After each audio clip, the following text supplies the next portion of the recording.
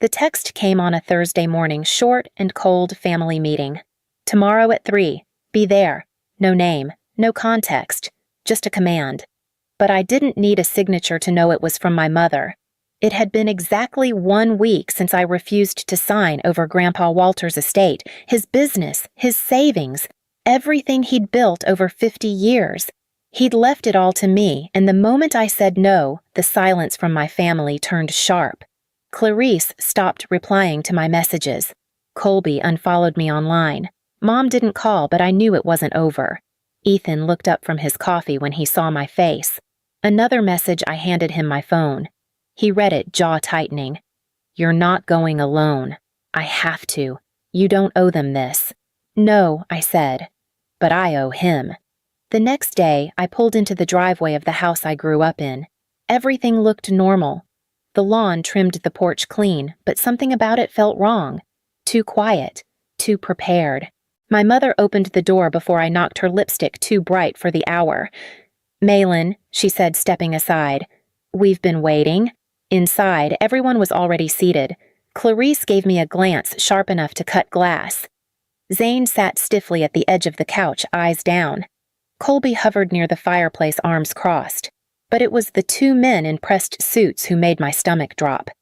This is Mr. Lark and Mr. Devon, my mother said, gesturing like she was introducing party guests. They're here to help us clarify the next steps. The man on the left opened a leather folder. We've prepared a simple agreement. I didn't sit. I didn't reach for the pen. I just looked at my mother and asked, "What kind of meeting is this exactly?"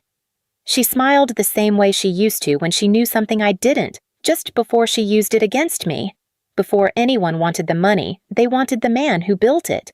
Or, at least, the image of him. To them, Grandpa Walter was a symbol of obligation, of expected reward. To me, he was something else entirely.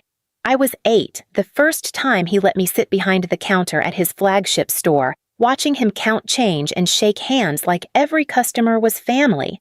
At 10, I was labeling boxes. At 13, I was reviewing inventory sheets while other kids were at soccer practice. He never said I had to, he just left the papers near me like he already knew I'd be curious enough to care. At home, it was chaos under crystal chandeliers. Patrice rotated credit cards the way people rotated throw pillows.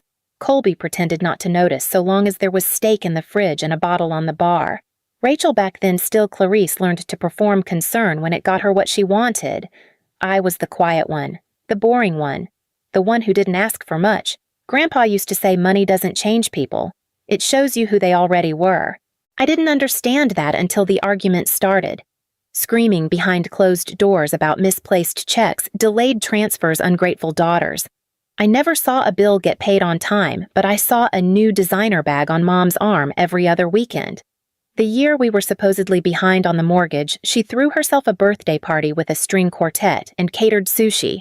Grandpa showed up late, sat in the back, and left early. I noticed. So did she. When it came time for college, he offered to pay my tuition. But somehow, the money vanished into something urgent. Medical bills, she said. Renovations. A crisis with Rachel. I took out loans. He slipped me envelopes with small notes. Don't tell your mother. Use this for books. By the time he got sick, I had a job in finance and a growing understanding that no amount of loyalty would ever make them see me as anything but an outsider. Still, I stayed close. I listened when he vented. I helped him organize his files. And the week before he passed, when he looked me in the eye and said, "I've made my decision. Don't let them scare you out of it," I finally understood who he'd been preparing me to stand against. The air inside Mr. Holloway's office was stiff with formality. I sat across from the man who'd managed my grandfather's legal affairs for over a decade, flanked by family who suddenly felt like strangers. Clarice dabbed at dry eyes with a tissue she didn't need. Patrice wore sunglasses indoors. Zane sat quietly at the edge of the leather sofa, his shoulders tight. Mr. Holloway began with the usual formalities: donations to Grandpa's church, a small bequest to his housekeeper, an antique rifle to his childhood best friend. Clarice received a watch, Patrice a few paintings. Then came the part none of us were ready for. To my granddaughter, Maelyn Carter. He read I leave the remainder of my estate, including all business holdings, investment accounts, real property, and personal effects not otherwise designated. Clarice's gasp was instant. Patrice stiffened, then leaned forward. "Excuse me."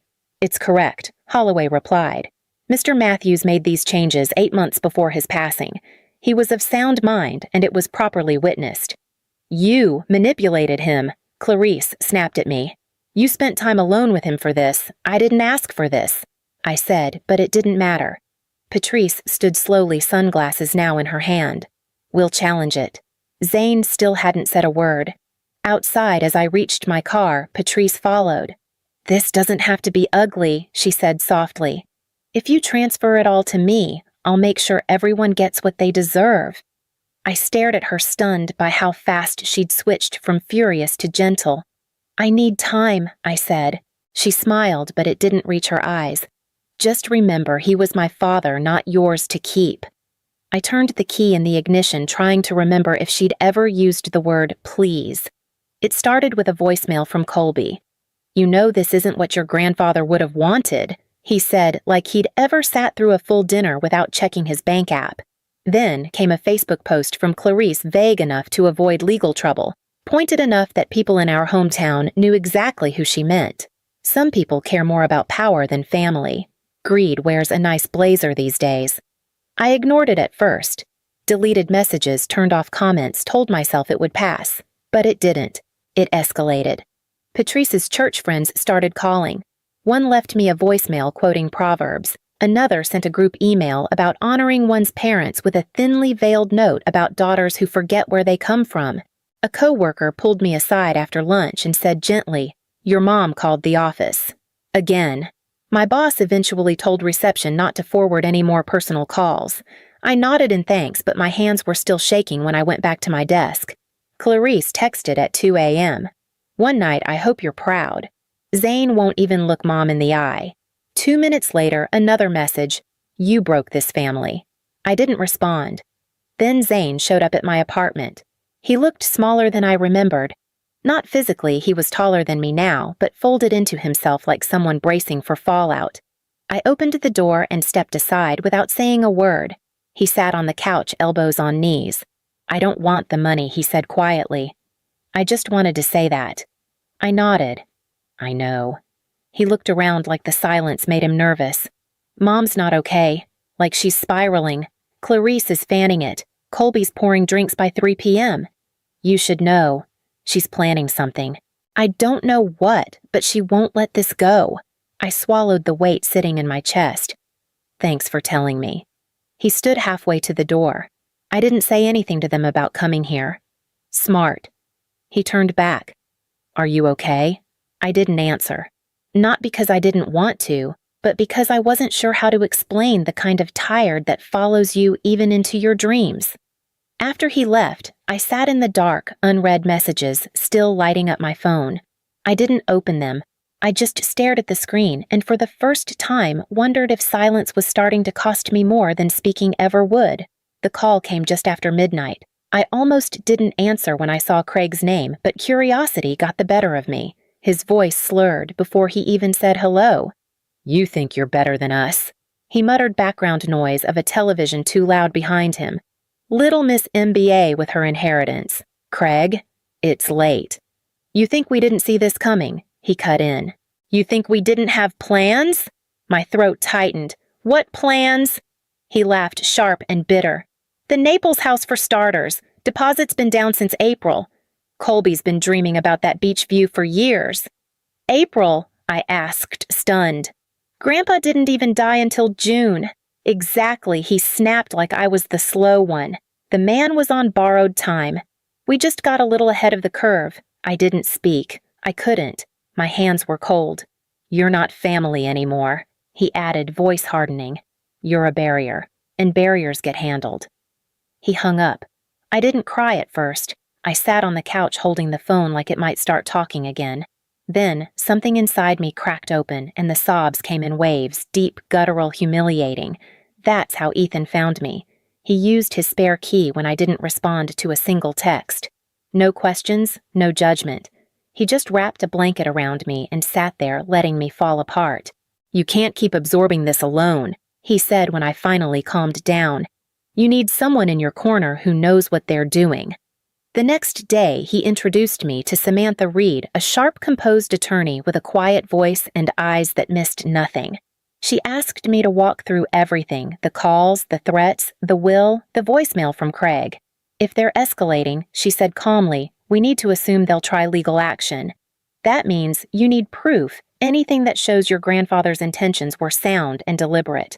I nodded, still hollowed out. "I don't have anything besides the will." Samantha leaned forward. "Then we start there. But if there's even a chance he shared more documents, letters, conversations, we'll need it. Because this isn't just about defending what you inherited. It's about protecting what he trusted you to carry forward." I looked down at my hands, remembering a photo I hadn't thought about in years. Grandpa Walter standing with his arm around another man outside the original store, both laughing like they'd just solved something big. The call came just after midnight. I almost didn't answer when I saw Craig's name, but curiosity got the better of me. His voice slurred before he even said hello. "You think you're better than us?" he muttered, background noise of a television too loud behind him. "Little Miss MBA with her inheritance. Craig, it's late." "You think we didn't see this coming?" He cut in. "You think we didn't have plans?" My throat tightened. "What plans?" He laughed, sharp and bitter. "The Naples house for starters. Deposit's been down since April. Colby's been dreaming about that beach view for years." "April?" I asked, stunned. "Grandpa didn't even die until June." "Exactly," he snapped like I was the slow one. "The man was on borrowed time. We just got a little ahead of the curve." I didn't speak. I couldn't. My hands were cold. "You're not family anymore," he added, voice hardening. "You're a barrier, and barriers get handled." He hung up. I didn't cry at first. I sat on the couch holding the phone like it might start talking again. Then something inside me cracked open, and the sobs came in waves, deep, guttural, humiliating. That's how Ethan found me. He used his spare key when I didn't respond to a single text. No questions, no judgment. He just wrapped a blanket around me and sat there letting me fall apart. "You can't keep absorbing this alone," he said when I finally calmed down. "You need someone in your corner who knows what they're doing." The next day, he introduced me to Samantha Reed, a sharp, composed attorney with a quiet voice and eyes that missed nothing. She asked me to walk through everything: the calls, the threats, the will, the voicemail from Craig. "If they're escalating," she said calmly, "we need to assume they'll try legal action. That means you need proof, anything that shows your grandfather's intentions were sound and deliberate." I nodded, still hollowed out. "I don't have anything besides the will." Samantha leaned forward. "Then we start there. But if there's even a chance he shared more documents, letters, conversations, we'll need it. Because this isn't just about defending what you inherited. It's about protecting what he trusted you to carry forward." I looked down at my hands, remembering a photo I hadn't thought about in years. Grandpa Walter standing with his arm around another man outside the original store, both laughing like they'd just solved something big. George Harmon met me at a small diner off the interstate, the kind of place Grandpa used to love. He stood when I walked in, still strong despite his age, and wrapped me in a hug that knocked the air from my chest. "You look like him," he said quietly. Around the eyes, we talked over black coffee, and when I told him what was happening, he didn't look surprised. "Walter worried about this for years," he said. "He tried everything: loans, second chances, guilt, but they never changed. That's why he left it to you. Not out of favoritism, Maelyn. Out of clarity." He reached into his coat and handed me a sealed envelope. My name was written in Grandpa's careful, blocky handwriting. He gave this to me months before he passed. Told me to deliver it if things got ugly. Back at my apartment, I opened it with shaking hands. Inside was a letter, 3 pages written in blue ink. He wrote about the years he spent watching the family fall apart financially, the excuses, the lies, the damage. He wrote about me, about how I'd shown restraint, work ethic, and loyalty without expecting rewards. He ended with a single line that hit me harder than anything else. "You are the only one I trust not to spend what I built, but to protect it." I cried reading it. Then I pulled down the metal lockbox Grandpa had once given me for important papers. I'd never thought much of it before. Inside, tucked between insurance forms and old deeds, was a leather-bound journal. Every loan, every gift, every broken promise. Dates, amounts, notes in his handwriting. Said it was for Clarice's medical bill. Spotted her at the casino 2 days later. I scanned the pages, then picked up my phone and called Samantha. The living room was already full when I arrived. Clarice, stiff on the couch, Colby pacing Zane in the corner with his arms folded tight across his chest. 2 men I didn't recognize stood near the fireplace with folders in hand. My mother greeted me with the kind of smile that always meant danger. "These gentlemen are here to help formalize a redistribution of the estate," she said sweetly. "To keep things civil." They presented it like a compromise, 20% for me, the rest shared among the family. I didn't touch the pen they offered. Instead, I reached into my bag and laid down my own set of documents. Receipts, emails, the letter from Grandpa, a copy of the will, and a USB with Craig's drunken voicemail. I read aloud from Grandpa's journal, quoting line after line he'd written with weary honesty. Patrice shifted in her seat. Clarice flushed and looked away. "And this, I said last, is a recording of Craig admitting you were already spending the money before Grandpa passed, including a deposit on a house in Naples." Colby swore under his breath. The room turned still. Then Zane stood. "She's telling the truth," he said, voice steady. "I've seen Mom spiral. I've seen how she talks when she thinks no one's listening. I'm done pretending this is about fairness." Clarice started to protest, but Zane shook his head. "You've all lied for years. She's the only one who never took anything." I looked at him stunned. He nodded once like he meant it. My mother opened her mouth, but Samantha walked in from the hallway before she could speak. "I'm Ms. Carter's legal counsel," she said clearly, "and I advise everyone here to reconsider their next move carefully." I turned back to the table and pushed the unsigned papers across it. Zane moved in the following week with 1 duffel bag and a silence I didn't press. We didn't talk much the first few days, but he unloaded boxes at the hardware office without being asked and listened carefully during meetings with Grandpa's old managers. When I handed him a set of keys to the store, he just nodded and pocketed them like it was always meant to happen. We updated the business model, slowly kept the bones modernized the rest. I watched Zane light up as he learned the inventory system, quoting something Grandpa once said about knowing your bolts like your books. He didn't call it healing, but that's what it felt like. Rachel reached out a month later. Not for money, just coffee. She apologized, said she'd believed our mother's version of things too easily.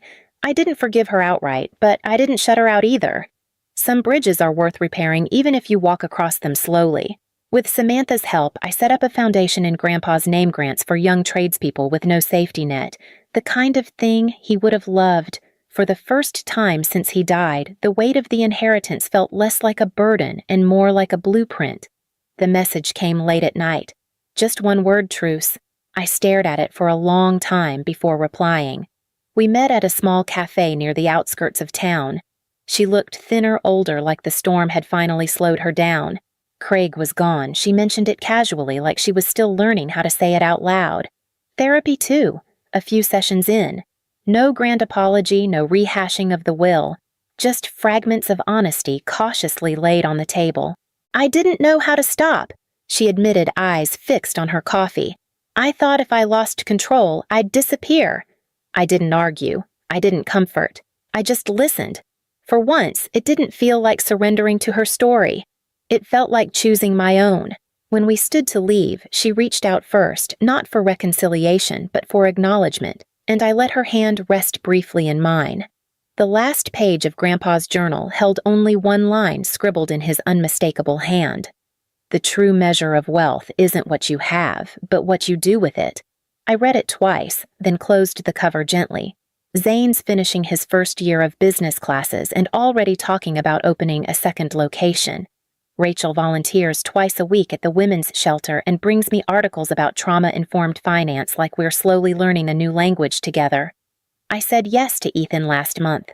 The ring is simple, quiet, just like the kind of life we're building. Sometimes I still feel the echo of everything we lost, but I don't carry the will like a shield anymore. I carry it like a map, because Grandpa didn't just give me his legacy, he trusted me to grow it. And now, I finally trust myself to pass it on.